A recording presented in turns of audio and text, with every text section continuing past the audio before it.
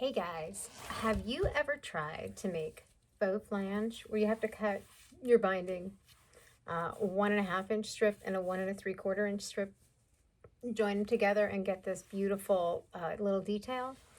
So fussy to cut those skinny strips, right? Well, I have just a thing for you. The AccuQuilt Go Flange Binding die. I was talking to my friend Lissa, and we were talking about how the picture on the front, yes, you could cut 3 pieces, but really you only need one wide one and one narrow one to make the thing. I wouldn't bother cutting 3 because then you have 2 narrow ones and you got to do math. But it has great instructions for the process on the back too. So this is a great die. I just used it. I made this in no time flat. I have this beautiful faux flange. So this is just a mini quilt. It's just one block from my rotation pattern. So if you have some big prints that you really want to show off, head over to my Etsy shop and pick up a copy of rotation. And you'll learn partial seams too. So be one step closer to being a quilting wizard and amaze your friends. But I really love the detail of the flange binding and the faux flange. So this isn't like, one little narrow strip that you've got to tuck in. You just make the whole binding, and it's like magic how it comes together. So watch my tutorial and tell me what you think. Step 1 of preparing for your faux flange binding is to cut your strips. So you're going to want to cut the flange that is going to be, the skinny flange bit is going to be cut at 1 3/4 inch strips. You need enough to go around your quilt plus about 12 inches. The part that's going to be on the outside is a little confusing. This is the narrower strip. You're going to want to cut that at 1.5 inches. Trust me, it works out right. Every time I do it, it's a bit of a, okay. So you're going to want to cut enough strips to go around the outside of your quilt. Ideally, what you should do, measure your piece, figure out the length of your strips and do some math, or you can hold your fabric up to your piece and see if that's long enough, which is the system I usually use because I'm lazy. Step 1, with our strips, we're going to line them up right sides together. Mine are solids, so it doesn't really matter. We want to have them lined up at a 90-degree angle, and we want to sew across the top. I've got my selvages on. They're going to get trimmed off in the next step. Ideally, thread color should match, but if you are a free spirit, just use whatever's in your machine. So that's one. And then we're going to do the same thing with our wider strips. And I've got, due to a cutting error, I have a couple more strips here.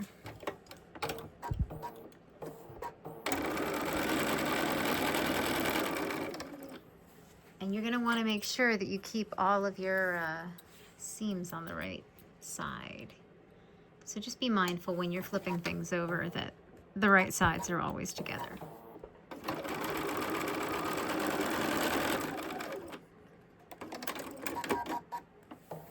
Let's go trim these up. All right, I've got my strips, and this one just has the one join. So I want to trim this so that I have a 1/4 inch seam allowance. And I'm just going to clean these little dog ears up too. Anything I can do to remove bulk in the binding is a good thing. All right.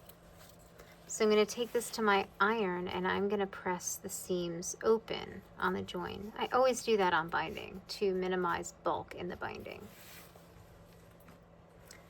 And I'm going to repeat that trick over here. Just cut these two guys. First I'm going to cut them apart. I have friends who do this all in one step.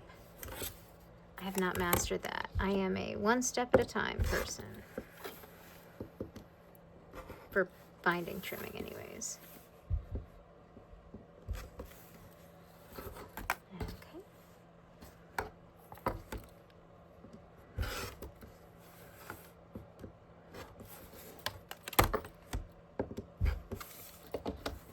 All right, Next step, we're going to stitch our strips together, right sides together. Double check your seams to make sure that the raw edges from your joins are facing the outside and that they don't line up. It's best if they don't match up perfectly, but double check that. It's super easy to make a mistake on this step, and then it is very frustrating. So we're just going to stitch this together with a 1/4 inch seam allowance. Sorry, I've got a dog under my foot.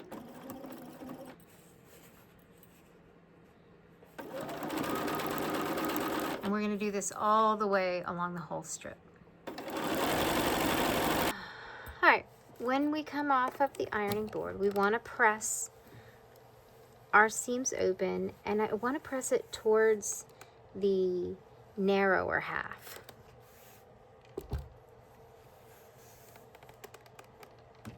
And it does make a difference in the way the finished binding will behave for you.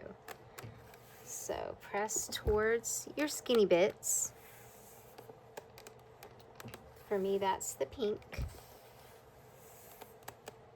And you want to make sure that it's open. And what I mean, not seam pressed open, but you want to make sure that there's no, I want it this way. We don't want any folds in the fabric because everything needs to be even to keep the flange consistent. All right, so now is when the magic happens.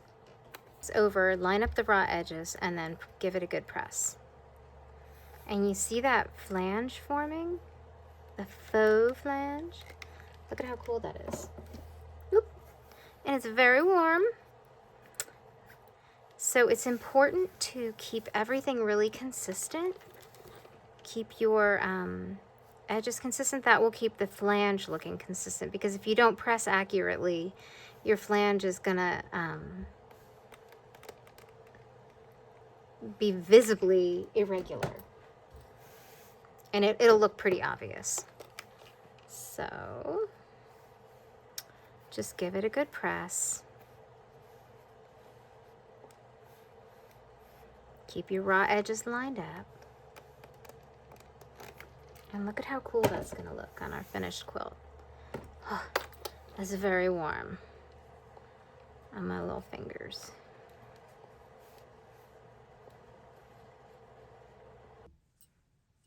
Okay, I adjusted this a little bit.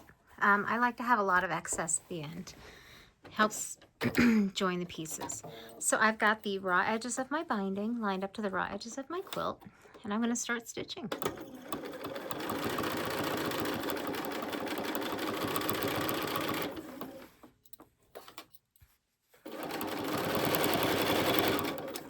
And I'm going to stop right here with a pin just to secure things. Get my pencil. And I'm using my 45-degree ruler, my tiny ruler. I'm going to make myself a little mark, and that's where I'm going to pivot. You see it? Okay. And I'm going to leave my needle down, lift my presser foot, turn my quilt, and sew off. And then I am going to flip my binding back, following the 45-degree angle. Flip it this way. Get it lined up with the raw edge again, and get my pin back out. Here, let's put my pin cushion here. Put my pins back out.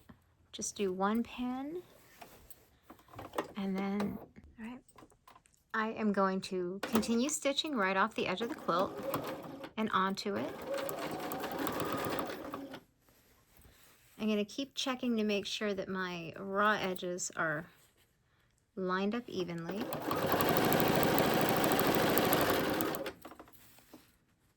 And stitch it down.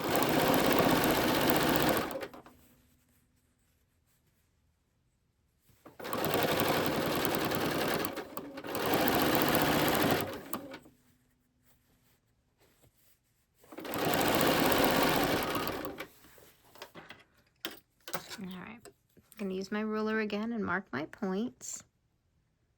my pivot point.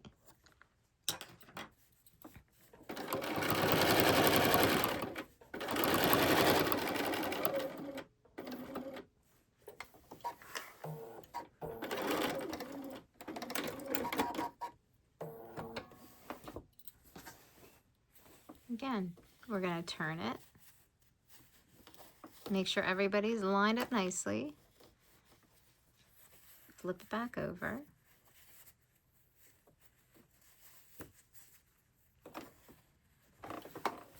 And stitch.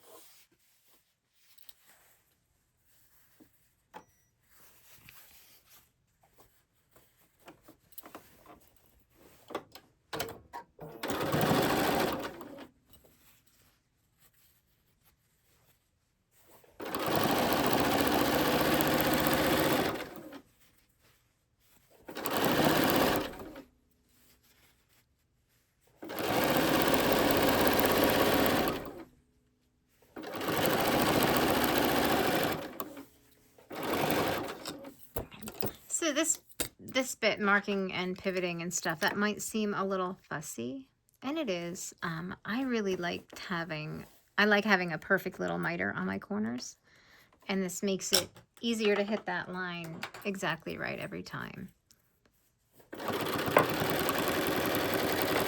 Sometimes I eyeball it, but I'm always happier with it if I bother to mark. As long as I don't lose my little ruler, it's just sitting there. It's not a big deal to pull it out and use it.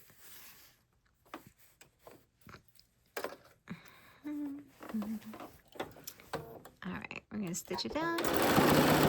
And this is the rejoin spot. So I'm just going to stitch a few inches here. And then I'm going to break my thread and join my ends. And let's see. All right, here I am. I've got the binding on all four sides, and I am going to go to this, the shorter piece, and I am going to trim a little bit off, maybe about that much. And then I'm going to use that as my ruler. This is how wide I want the piece to be, and I may not have enough space to work with. I'll show you what I do next. Lay this piece on here, and where that lines up, we're going to want to take a pen and our straight ruler, and I'm going to line up here, and I'm going to draw a line right there. This is where I'm going to cut. Totally okay, by the way, to overlap your binding ends if that's what you're comfortable with.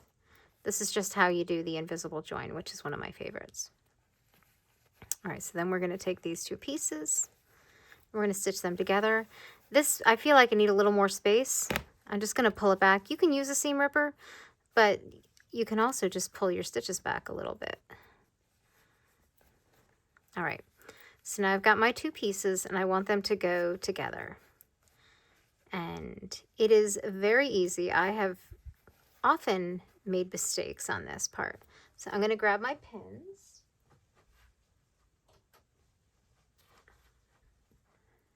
I never think to do that before I turn the camera on. And I am going to, well, first, let's see, let's do this. Let's draw a 45-degree line. Using the 45-degree line on my ruler, we're going to open up the binding. and mark.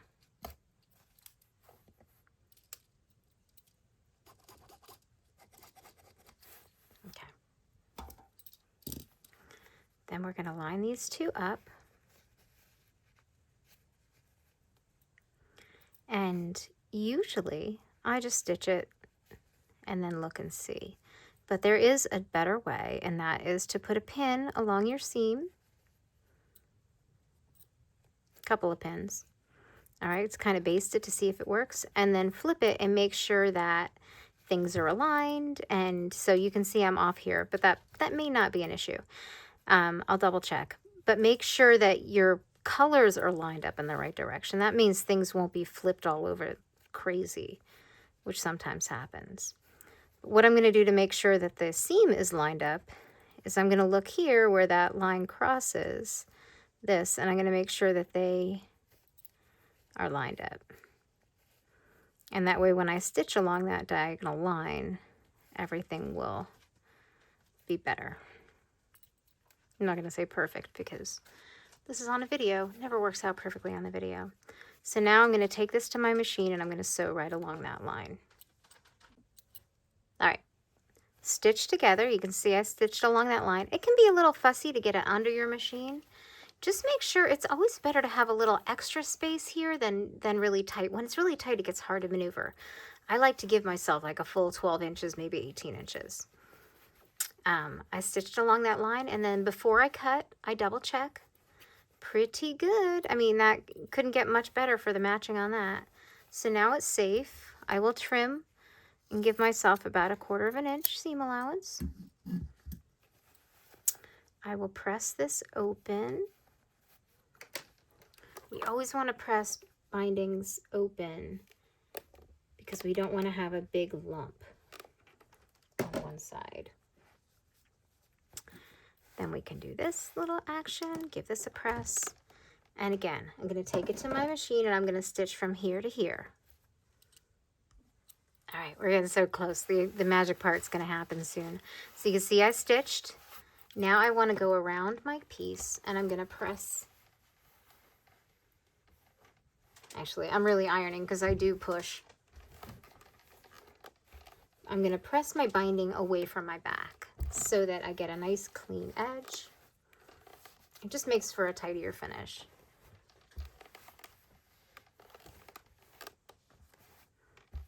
All right. Then I'm going to flip it over to the front.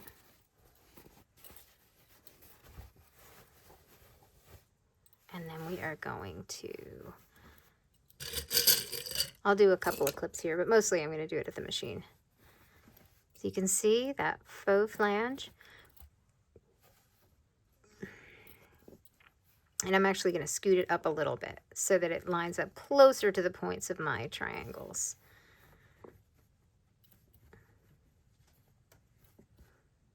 They're actually pretty good, the 1/4 inches on those, but we'll let the flange pop over the 1/4 inch. I have a tendency to pull the binding really tight over. It's really not necessary. All right, so at your corners, you're going to want to make sure that your miters kind of reverse each other. So if the bulk is on one side on the front, you want it to go on the other side on the back. So that you have, you know, a thick side here on the back and a thick side here on the front. That will give you the most even miter. And just manipulate it a little bit until you get it to your desired level of perfection. Not quite as round. All right, better to hold it with a pin. I find clips to be fussy. So you can pin all the way around, clip all the way around if you want. With a little piece, it's easy to do. But just make sure on each miter that you've got one end going in one direction and the other going the other. And I tend to use an actual pin there to really hold everything where I want it.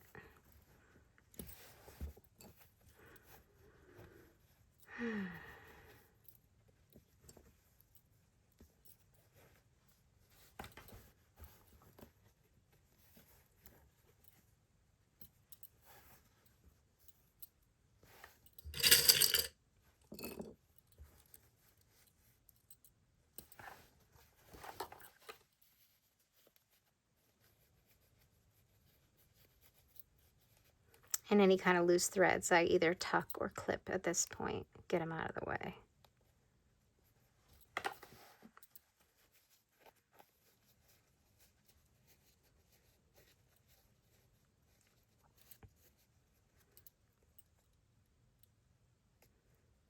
All right, let's go over to the sewing machine. I'm just going to start in the middle of one edge, and I am going to carefully line up my needle with the very seam on that flange. And I'm going to stitch in the ditch all the way around in this flange seam, and that's going to make it look like a real flange. This would be good if you have that foot with the edge stitch foot. This would be a good place for it.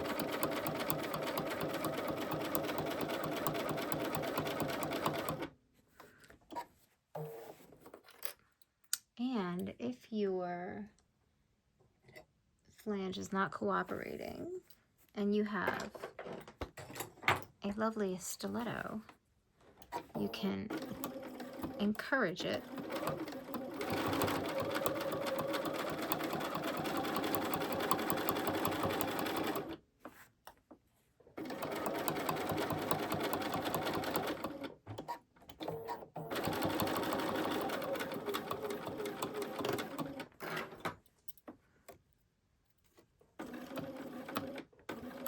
When you get to the corner, needle down, foot up, rotate your quilt.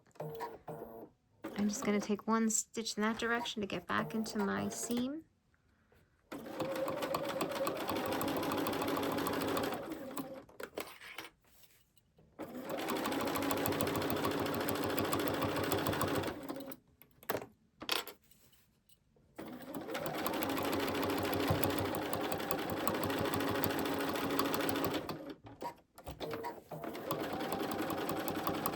Whenever it starts to get a little out of control, I just raise my presser foot and put things back where I want them.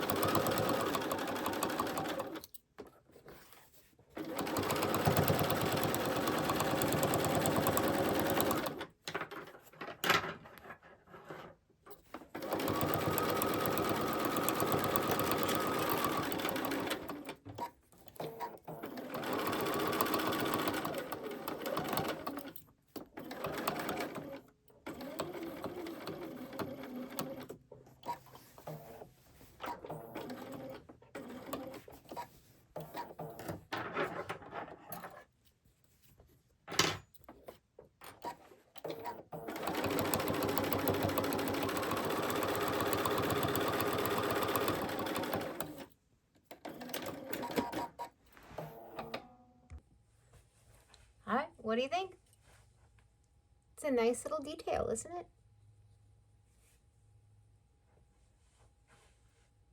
So, I really like the faux flange. I think it's fun. I think it's makes more sense to me than trying to shove a little skinny thing under there.